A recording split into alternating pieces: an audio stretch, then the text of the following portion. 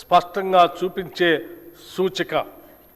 ఒకప్పుడు విద్యుత్ కొరత గురించి మాట్లాడుకునే తెలంగాణ ఈరోజు విద్యుత్ భవిష్యత్తును రూపొందించే తెలంగాణగా మారింది. మన ప్రభుత్వం విద్యుత్ సేవలను ప్రజలకు మరింత చేరువ చేయడంలో ఒక కొత్త విధానాన్ని తీసుకొచ్చింది. అధికారులు కార్యాలయాల్లో కాకుండా ప్రజల మధ్యకు వెళ్లే విధంగా ప్రజాబాట పొలం బాట అనే కార్యక్రమాన్ని అమలు చేస్తున్నాం. సమస్యలు ఫైళ్లలో కాదు, ప్రజల దగ్గరే పరిష్కారం అవుతున్నాయి. 214 ఎలక్ట్రిక్ అంబులెన్సులు మరియు 24 గంటల 1912 కాల్ సెంటర్ ద్వారా తక్షణ స్పందన అందిస్తున్నాం. పాలనాపరంగా ఉండే వ్యవస్థ కాదు, సమస్య దగ్గరకు వెళ్ళే వ్యవస్థ ఇది. సాంకేతిక రంగంలో కూడా కీలక మార్పులు తీసుకువస్తున్నాం. రియల్ టైం ఫీడర్ మానిటరింగ్ వంటి ఆధునిక వ్యవస్థలు అమలు చేస్తూ సరఫరా నాణ్యతను నిరంతరం పర్యవేక్షించే స్థాయికి తీసుకొచ్చాం.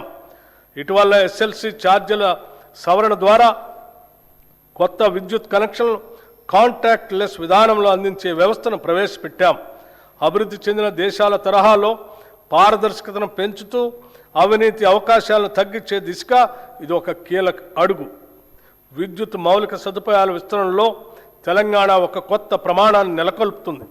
ట్రాన్స్ఫార్మర్లు, సబ్స్టేషన్లు, నెట్వర్క్ సామర్థ్యం ప్రతి స్థాయిలో బలోపేతం అవుతున్నాయి.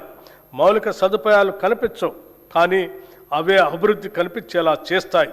ఈ దశలో యాదాద్రి థర్మల్ పవర్ స్టేషన్లో 3x800 మెగావాట్ల యూనిట్ని ప్రారంభించి మరొక యూనిట్ని గ్రిడ్కి అనుసంధానం చేశాం. ఇది తెలంగాణ భవిష్యత్ విద్యుత్ భద్రతకు బలమైన పునాది. పునరుత్పాదక శక్తి రంగంలో తెలంగాణ ముందంజలో ఉంది. ప్రకృతితో కలిసి ముందుకు సాగటం మన లక్ష్యం. సౌర ప్రాజెక్టులు, సోలార్ విలేజ్లు, రూఫ్ టాప్ విస్తరణ మాత్రమే కాదు, పిఎం కుసుమ్ పథకం ద్వారా రైతులను విద్యుత్ వినియోగదారులుగా కాకుండా విద్యుత్ ఉత్పత్తిదారులుగా మార్చే దిశగా అడుగులు వేస్తున్నాం. ఇది రైతును వ్యవసాయకర్తగా మాత్రమే కాకుండా శక్తి రంగంలో భాగస్వామిగా నిలబడుతుంది. ఇప్పుడు శక్తి రంగం భవిష్యత్తు గురించి మాట్లాడాల్సిన సమయం వచ్చింది. శక్తిని ఉత్పత్తి చేయటం ఒక దశ, దాన్ని నిల్వ చేసి సమర్థవంతంగా వినియోగించడం భవిష్యత్తు. ఈ దశగా మహేశ్వరం మరియు చౌటప్పల్లో 1500 megawatts hour battery energy storage వ్యవస్థలను ఏర్పాటు చేస్తున్నాం. అలాగే టీజీ జెన్కో హైడల్ ఉత్పత్తిలో రికార్డు సాధించే లక్ష్యాన్ని దాదాపు రెట్టింపు చేసింది. ఈ సందర్భంగా సింగరేణి కాలేజ్ కంపెనీ లిమిటెడ్ సంస్థ చేసిన సేవలను కూడా మనం గుర్తు చేసుకోవాలి.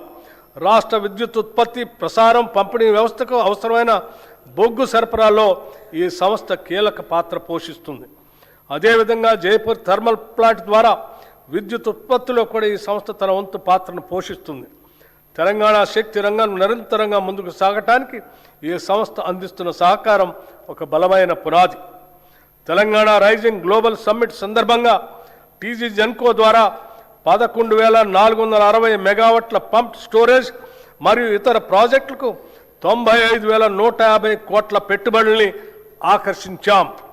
అదే సమయంలో రెడ్కో ద్వారా 1,23,350 కోట్ల పెట్టుబడులతో 12 ఒప్పందాలు కుదుర్చుకొని రాష్ట్రాన్ని గ్రీన్ ఎనర్జీ కేంద్రంగా తీర్చిదిద్దే దిశగా అడుగులు వేస్తున్నాం. ఇవి కేవలం పెట్టుబడులే కాదు, భవిష్యత్ తెలంగాణ శక్తి నిర్మాణానికి పునాదులు. పట్టణాభివృద్ధిలో కూడా తెలంగాణ కీలక పాత్ర పోషిస్తుంది. హైదరాబాద్ భూగర్భ కేబులింగ్ పనులు చేపడుతూ నగరాన్ని మరింత సురక్షితంగా, ఆధునికంగా మార్చుతున్నాం. రాష్ట్రంలో ఇప్పటికే 1036 ఎలక్ట్రిక్ వాహన్ ఛార్జింగ్ స్టేషన్లు ఏర్పాటు చేసి పర్యావరణ రహిత రవాణా వైపు తెలంగాణ వేగంగా ముందుకు పోతుంది. తెలంగాణ రైజింగ్ దృష్టిలో భాగంగా క్యూర్ ప్రాంతాల్లో గ్రీన్ మొబిలిటీని మరింత విస్తరించే దిశగా కూడా క్రమబద్ధమైన చర్యలు తీసుకుంటున్నాం. మన ప్రభుత్వం విద్యుత్ రంగాన్ని సామాజిక న్యాయ సాధనంగా కూడా ఉపయోగిస్తుంది. గృహజ్యోతి పథకం ద్వారా 53 లక్షలకు పైగా కుటుంబాలు లబ్ధి పొందుతున్నాయి. దీనికి భారీగా బడ్జెట్ మద్దతు అందిస్తూ డిస్కమ్లకు ప్రభుత్వం ప్రజల తరపున భారం భరిస్తుంది.